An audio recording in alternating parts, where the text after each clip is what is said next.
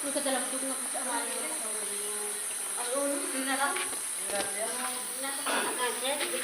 up vlog? Welcome to my guys.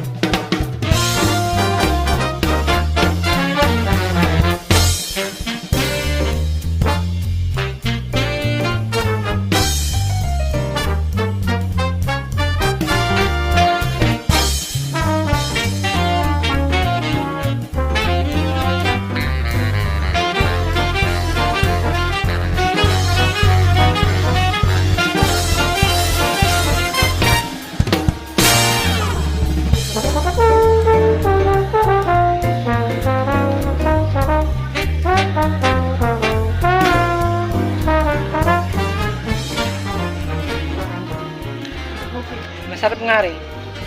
Lasang hipon. Diba ito po ay anay?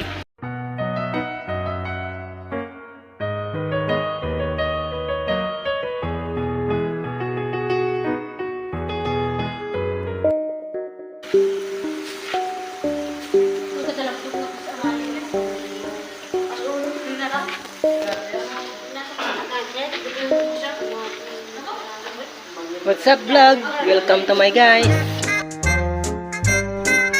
Tingnan nyo mga ka-adventure, napakaraming gamo-gamo dito sa sa naibuan.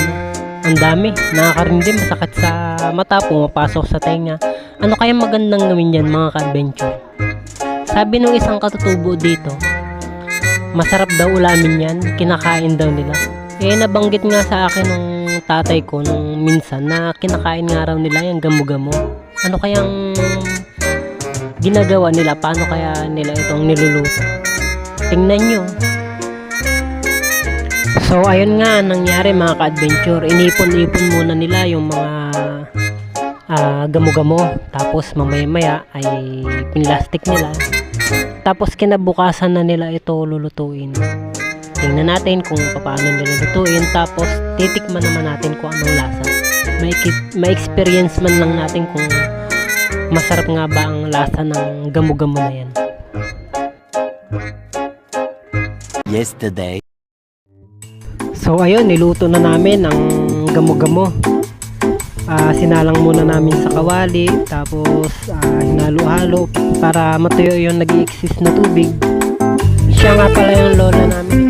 Siya yung nagluluto. Galing pa sila ng timbangan o ng sangay. Hindi naman siya masusunog dahil meron siyang sariling mantika pagka naluto na. Tapos ilalagay sa bilao, aalisin yung mga pakpak sa katawan niya.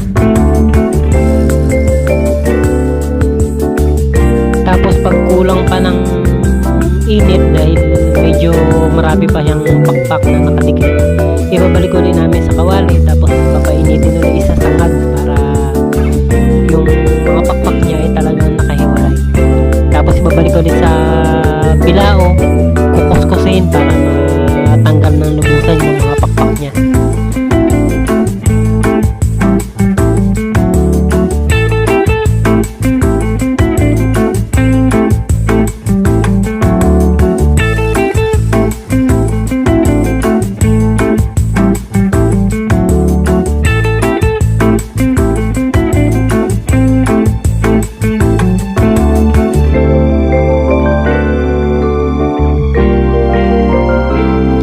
Nandito tayo sa mga kabundugan, kasama natin ang mga katutubo.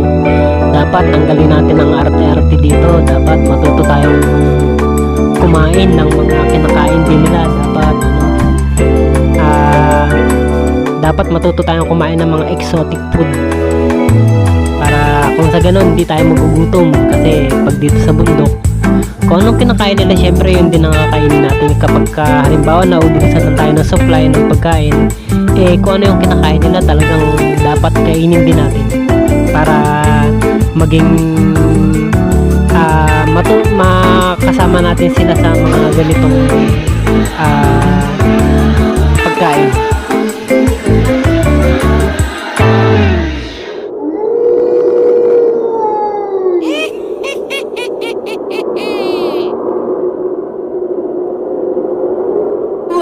Masarap nga rin.